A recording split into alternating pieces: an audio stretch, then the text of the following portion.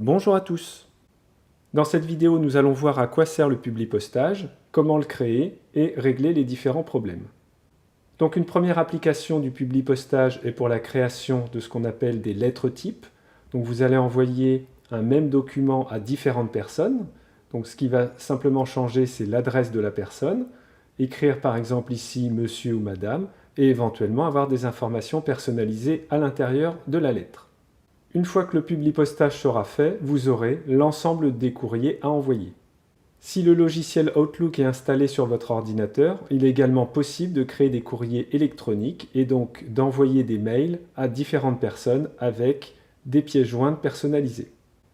Donc une deuxième application est la création d'annuaires ou de catalogues. Donc à partir d'un tableau composé de lignes ou de colonnes, vous pouvez donc pour chaque enregistrement le formater comme vous voulez. Donc par exemple ici dire je mets le nom de la personne, son adresse, je mets différentes informations et je passe à la ligne suivante et je recommence avec une autre personne. Donc vous aurez à la fin donc plusieurs pages qui correspondent à un annuaire des informations extraites du fichier Excel. Troisième application, c'est pour la création d'étiquettes. Donc là, on a un tableau avec les informations sur les personnes, par exemple leurs adresses. Et si vous imprimez ça donc sur des papiers autocollants, eh bien vous aurez des étiquettes à mettre sur des enveloppes par exemple. Donc le principe général est d'avoir une base de données, donc très souvent un fichier Excel, mais ça peut être également un tableau qui a été tapé sous Word ou tout simplement un fichier texte. Donc voilà un exemple de fichier texte. On a la première ligne pour les titres, donc le nom, prénom, adresse, séparés avec des points-virgules. Et en dessous, vous mettez les informations, donc par exemple ici, Dupont, point virgule, Jean, point virgule, et son adresse. Ensuite, il va falloir faire le lien entre cette base de données et Word, puisque c'est dans Word où on va créer notre maquette, donc à savoir une lettre type, annuaire ou catalogue, ou des étiquettes. Et enfin, on va donc fusionner cette maquette avec la base de données, et éventuellement filtrer pour dire je ne veux envoyer ma lettre qu'aux personnes qui ont par exemple payé leur cotisation. Et à la fin, on obtient donc nos différents documents. Alors voici le fichier Excel que nous allons utiliser comme base de données. Donc certaines cellules contiennent du texte, d'autres contiennent des dates, d'autres des nombres sous forme monétaire. On a même un petit peu plus loin donc des formules. Donc par exemple ici, il s'agit de la moyenne des 3 achats. Ici, on a également donc une formule qui nous dit si on a un client premium ou pas. Donc c'est un client premium lorsque la moyenne des achats est plus grande que 300. Donc là, on voit marquer des vrais ou des faux. Et on a également une formule ici qui nous dit combien d'achats a fait la personne. L'avant-dernière colonne pourra servir pour filtrer. Par exemple, je vais envoyer un courrier uniquement aux personnes qui sont célibataires. Et la dernière colonne servira si je veux faire un mailing en utilisant Outlook et donc j'ai besoin des adresses mail des personnes. Alors remarquez que le fichier s'appelle achat et que toutes les données sont sur une feuille qui s'appelle client. Alors c'est parti pour la création du Publipostage. Donc on lance Word, ensuite on clique sur Publipostage et on va suivre les différentes étapes. Donc première étape, est-ce que je veux une lettre type? Est-ce que je vais utiliser Outlook pour envoyer des mails? Est-ce que ce sont des pages d'étiquettes ou répertoire ou annuaire si vous êtes sur Mac? Alors nous on va commencer par lettre type. Donc il ne se passe rien à l'affichage et je vais maintenant sélectionner les destinataires. C'est une liste qui existe puisque c'est mon fichier Excel. Donc vous allez dans le dossier qui contient votre fichier Excel et vous faites ouvrir. Là on retrouve la feuille client et la première ligne contient bien les en-têtes des colonnes. Je clique sur OK. Donc à nouveau il ne s'est rien passé à l'affichage, mais si je clique sur modifier la liste des destinataires, je vois bien apparaître les différents noms. Alors sur Mac, vous pouvez parfois rencontrer le problème suivant lorsque vous ouvrez donc la liste existante. Donc ici le fichier achat.excel, il nous dit qu'il doit utiliser un convertisseur. Si en cliquant sur oui ça bloque Word, je vous conseille la manip suivante, donc ici je vais faire non.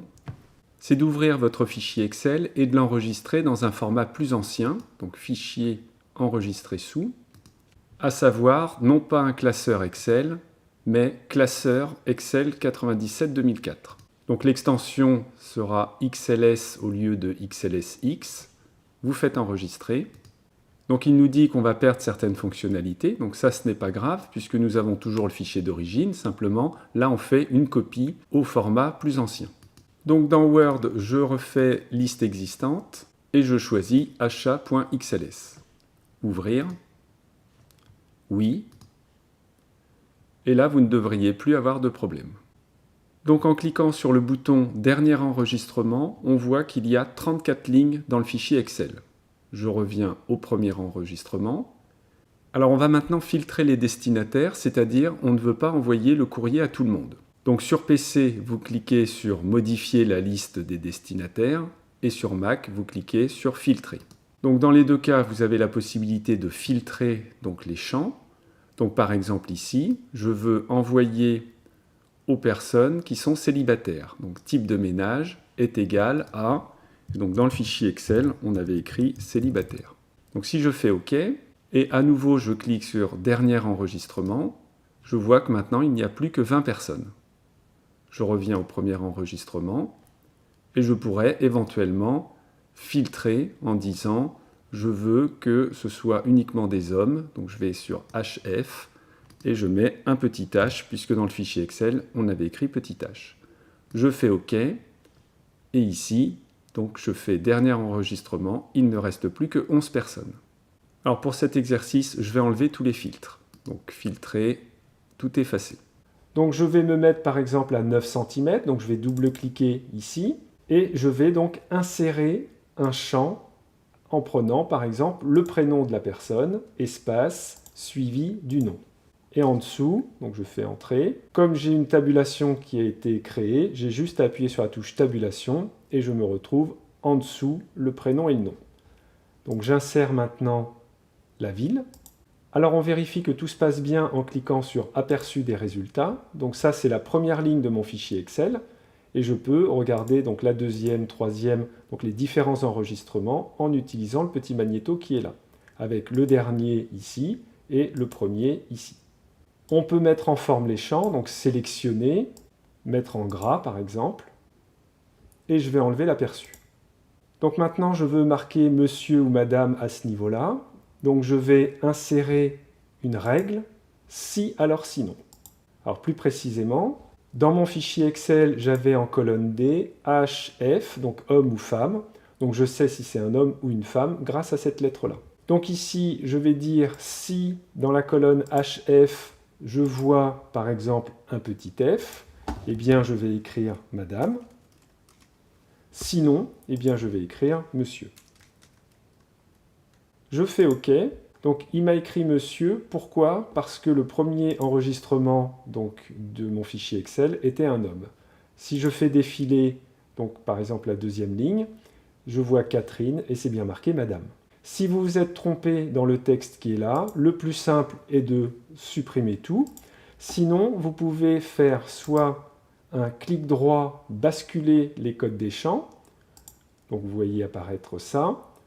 Donc je refais ici basculer code des champs.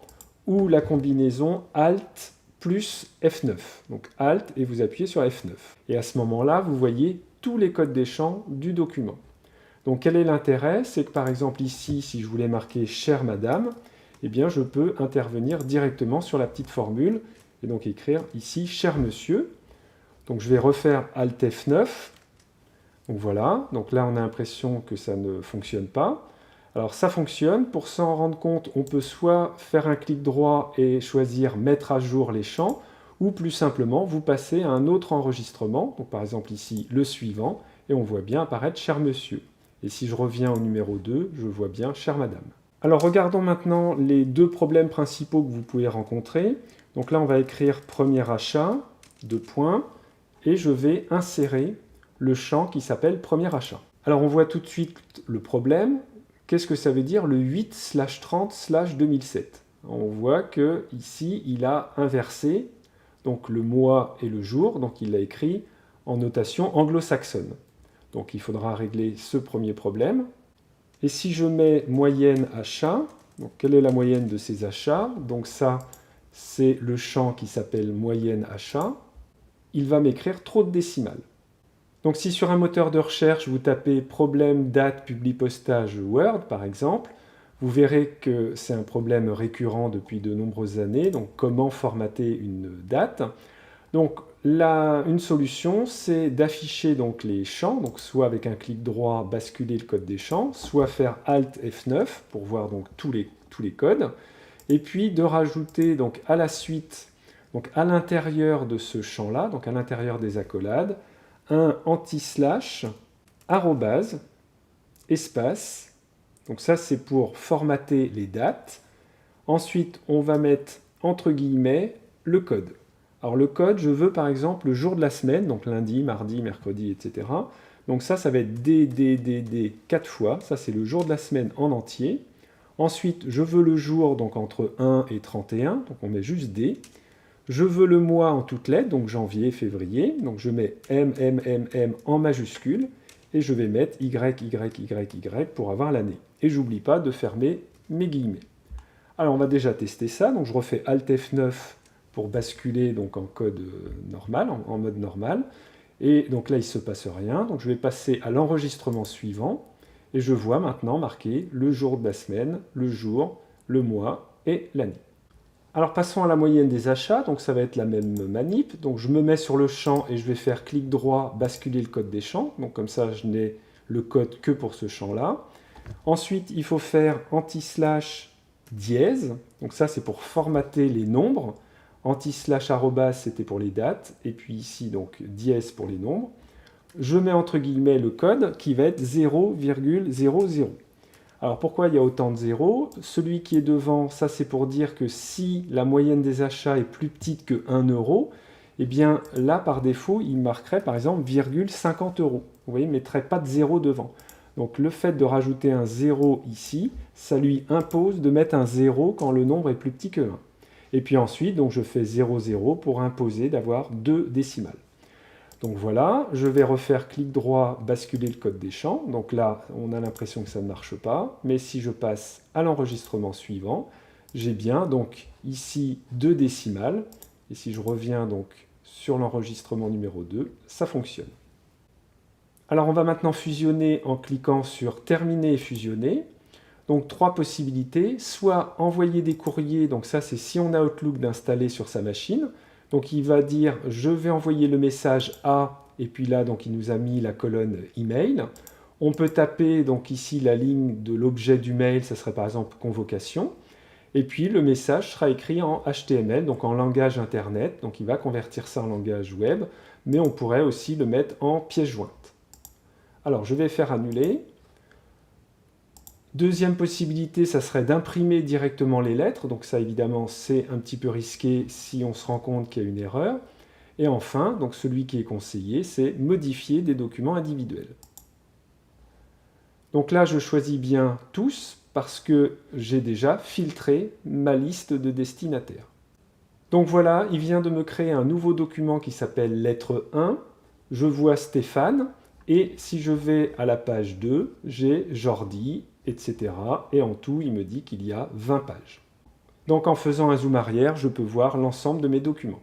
Si vous constatez qu'il y a des erreurs dans le document final, vous fermez le document sans l'enregistrer, vous revenez donc à votre maquette, puisque la maquette est ici, vous faites les modifications, donc par exemple ici, je vais mettre la ville en rouge, et vous relancez donc la fusion, donc modifier document individuel, OK, et à ce moment-là, tous vos documents ont la ville en rouge. Alors passons maintenant aux annuaires. Donc je prends un nouveau document, je clique sur Publi postage et je vais démarrer répertoire ou annuaire. Je sélectionne mes destinataires, donc liste existante, qui est donc mon fichier Excel achat, ouvrir, feuille client et la première ligne contient les en-têtes. Je vérifie que tout s'est bien passé en cliquant sur modifier la liste, donc tout le monde est bien là, OK. Alors le principe est de se préparer une petite fiche qui va être répétée pour les différentes personnes. Donc par exemple, je vais mettre nom, prénom ici, 2 points, et à côté, je vais insérer le nom de la personne suivi du prénom. En dessous, je vais écrire ville, 2 points, je vais insérer la ville. Alors on va maintenant écrire client premium, et à côté, je veux que ce soit marqué oui, c'est un client premium, ou non, ce n'est pas un client premium. Donc là, dans la liste des destinataires, je vois que la colonne qui me donne ce renseignement, c'est client premium avec des false et des true. Donc false pour faux, true pour vrai. Donc si j'insère directement le champ qui s'appelle client premium et que je teste avec l'aperçu, là il va me marquer true ou il va me marquer false. Donc ça ne va pas, donc je vais enlever le champ qui est là. Et à la place, je vais faire une règle, dire que si, donc je reprends le champ client premium, est égal à, et là il faut retaper, donc par exemple true, donc vrai. Donc si c'est un client premium, on va marquer oui, sinon on va marquer non.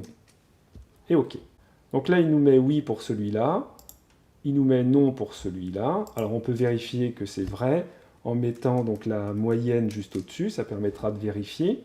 Donc ils sont clients premium quand le montant dépasse 300. Donc par exemple ici 195, ce n'est pas un client premium. Ici 479, c'est bien un client premium. Alors pour créer un annuaire, donc je vais faire entrer ici. Donc ça veut dire que le prochain client commencera donc à cet endroit-là. Je vais mettre une petite séparation, donc je vais cliquer ici sur la dernière ligne accueil et dans les bordures, je vais choisir bordure inférieure, donc ça me fait une petite séparation. Et il me manque quelque chose, donc là je vais me remettre en mode champ, c'est de lui expliquer que arrivé ici, il faut bien qu'il passe à la ligne suivante du fichier Excel. Donc comment on fait ça? Eh bien on va dans Règles et on lui demande à passer à l'enregistrement suivant. Donc là il ne faut pas oublier de faire ça, sinon il va répéter par exemple ici Boulard-Michel, ici il remettrait Boulard-Michel sur toute la page. Donc là je lui explique qu'il faut passer à la ligne suivante.